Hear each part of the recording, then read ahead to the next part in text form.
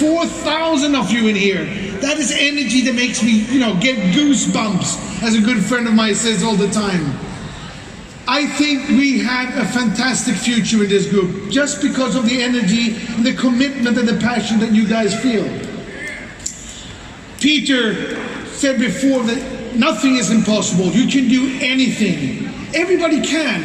And I'm going to tell you a bit about my background in order for you to understand where I come from and why I love this so much. I come from, things are relative. I come from what we in Sweden would say, I come from nowhere. But, compared to Philippines and South Africa, it's still a highly privileged situation. But I come from a small farm outside a small village, outside a small city in the middle of nowhere. I was dyslexic, so I can't really read and write. I'm ADHD, that's why I have a hyper-energetic and I walk back and forward on the scene all the time. And I did not have a very good relationship with my father. So I was always in a mess and in problems, and I was lousy at school, and I really did not like school at all. It didn't apply to me in any way. So the only thing I really liked to do was to ski. And I finished my high school with bad degrees. I didn't get on to university. I did my military service. I didn't do very well either. I went skiing for 4 years. And after 4 years, I had a really bad car accident, and I wrecked my leg, and I had to go to the hospital for half a year. And as I came out of there, I realized that my skiing career was over, and that I had to get a real job. And it was difficult to get jobs at that time if you didn't have a good education. So I needed to go to university. The problem is I didn't have the grades to be able to get in. So what did I do? I nagged myself in. I went up to the university acceptance, the admissions office 10 times in 5 days, every morning and every afternoon, with chocolate cakes, with flowers, with a bag of sweets, big smile, water-combed hair, and flirting with the girls on the desk. And on Friday afternoon they said, well, we better let you in and we'll never get rid of you. So this is lesson number 1 for you guys. Never take no for an answer. If you fundamentally want something and feels that it's really important to you, do not take a no for an answer. It doesn't matter that I actually pushed somebody out who theoretically was more eligible to be in there because they had better degrees than me. They weren't ambitious enough to make sure that they got in. I was ambitious enough to make sure I got in, even though I didn't have the right, because I do not take no for an answer. So I get into the university, and I'm still dyslexic. I really read slowly, and I've spent so much time focusing on the letters that I can't remember what I read. So I need to read things 2 times. And it's like I read things half as slow as most of you guys in here. It means I have to spend twice as much time as all of you guys in here to remember the same things. So here's another lesson. What does that mean? If it takes me twice as much time to do something, how much time do I have to put in? Twice as much. It's as easy as that. Bill Gates says, life's not fair, get used to it. And he is so right. Life is not fair. And like Peter said, we are all winners. And we are all winners, and it's really, really fair to us, and we should be really glad that life's not fair, because it could have been so much worse than what we're having. Because we are born ambitious. We are born with dreams and ambitions and aspiration and energy to try and take ourselves from the position where we are to the position where we want to be.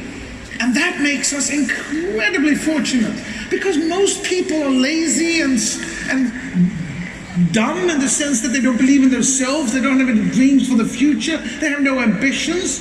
But you have all this. You have all that it takes to make the impossible possible, because impossible is? I said impossible is? Good, because that's the way it is. So anyway, what do? I study twice as much as everybody else at university. I fight, I struggle, because I'm never going to give up. Third lesson, I'm never going to give up, and I'm never going to take no for an answer. I'm going to do what it takes to get where I want. Eventually I finish university with very good degrees, and I get a job in a very important Swedish company, and I have a 5-year super career with this fantastic entrepreneur. And I learned a lot of things in this process. As an individual of a society, the most beautiful person there is in the country, of any country, as an entrepreneur. Because an entrepreneur comes up with ideas and solves problems that helps people and creates jobs, and people get salaries, and with salaries they can buy things so more people can work.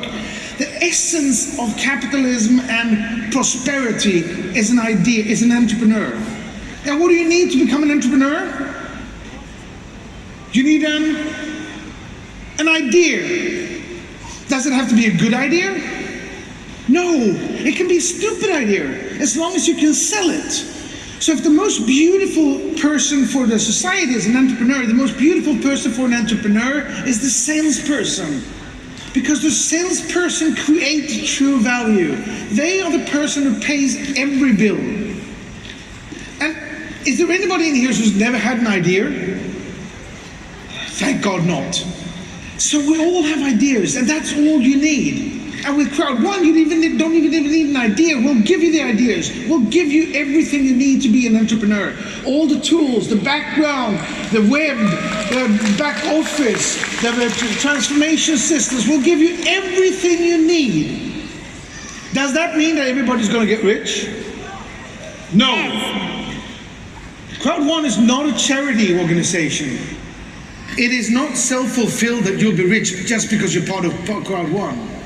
But everyone can become really, really rich if you never give up. Yes! If you never take no for an answer. If you highly commit to what you do and just push, and make it happen for yourself. Yes! Because we will give you the products that you need to sell. We will. I promise you, I would not be here if I did not believe that I could supply you with the products and the things, services, and whatever it is that you need to sell. The trade I can give you to bring yourself from where you are to where you want to be. I would not be on this stage.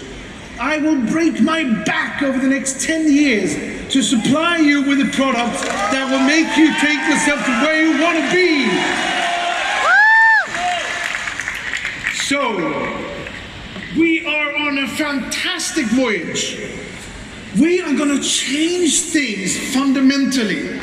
I will tell you how the world looks today. Today, if you develop a software of any type, an app, a game, a really smart product or something, you probably come from Silicon Valley, New York, London, Berlin, or Stockholm. That's basically it's a handful of cities. You come out with your software the same day as 20,000 other products that day. It means that regardless of how good your product is, you have no chance of breaking through. You're not going to be successful. How many apps do you download a week? There's 20,000 coming out every day. So, what do these companies have to do? They have to get into the presence of the VC companies. The VC companies, basically you have really truly developed venture capital in guess what cities? Silicon Valley, New York, Stockholm, Berlin, and London. The rest of the countries and cities around the world don't even have venture capital.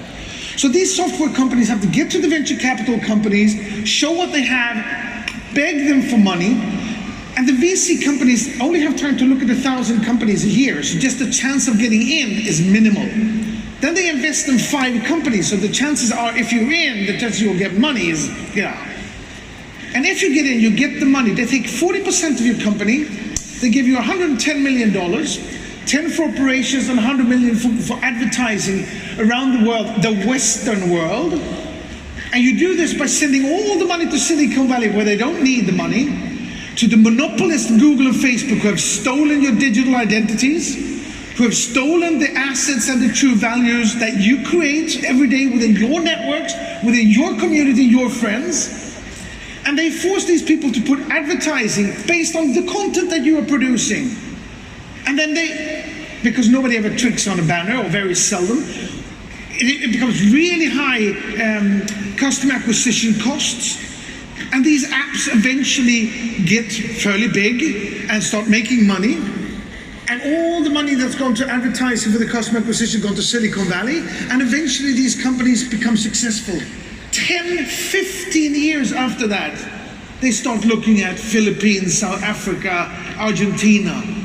which means that the countries that are really, really rich, we get all the advertising for all the new good products that were developed here, and it takes 10, 15 years for the third world or developing world. It means that they're getting further and further behind the digital divide.